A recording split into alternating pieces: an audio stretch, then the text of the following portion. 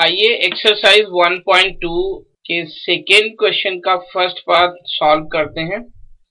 और इस क्वेश्चन में हमें दो नंबर्स गिवन हैं, उन नंबर्स का एचसीएफ और एलसीएम कैलकुलेट करना है और उसके बाद हमें इस स्टेटमेंट को जांचना है कि दोनों नंबर्स का जो मल्टीपल जो प्रोडक्ट है वो एचसीएम और एलसीएम के प्रोडक्ट के इक्वल है, हमें भी जांचना है। तो आइए देखते हैं किस तरह से इस फर्स्ट पार्ट को सॉल्व करेंगे।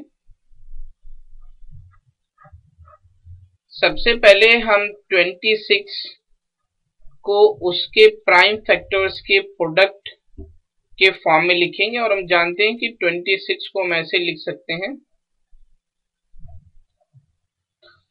और इसके बाद हम 91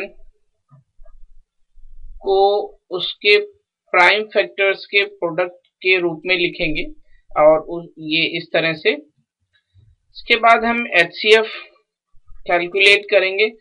एचसीएफ वो हाईएस्ट नंबर होता है जो दोनों नंबर्स में कॉमन हो, और यहाँ पर हम देखते हैं कि जो 13 है वो दोनों नंबर्स का कॉमन फैक्टर है और इस 13 के अलावा कोई और नंबर कॉमन नहीं है, इसलिए जो एचसीएफ है वो 13 है।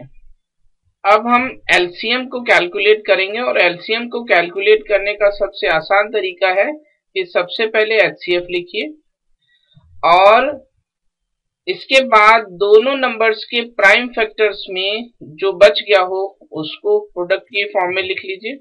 जैसे कि यहाँ पे 2 बचा तो हमने 2 यहाँ पे 13 इंटू 2 और 7 यहाँ पे तो इंटू 7 लिखा और अब हम इसको मल्टीप्लाई करेंगे तो ये है 13 इंटू 14 यानी यह 182 यानी एलसीएम है 182। इसके बाद हम जो स्टेटमेंट है कि product of the two numbers वो इक्वल होता है एचसीएफ और एलसीएम के प्रोडक्ट के। दो टू नंबर्स हमारे पास हैं 26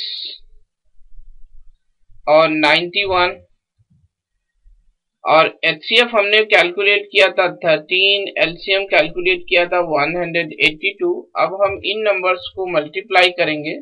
जब हम 26 और 91 को मल्टीप्लाई करते हैं तो ये आता है 2366 और जब हम 13 एंड 182 को मल्टीप्लाई करते हैं तब भी आता है 2366। और नाउ व्हाट वी ऑब्जर्व कि ये दोनों नंबर सेम हैं, so the statement is proved. Thank you.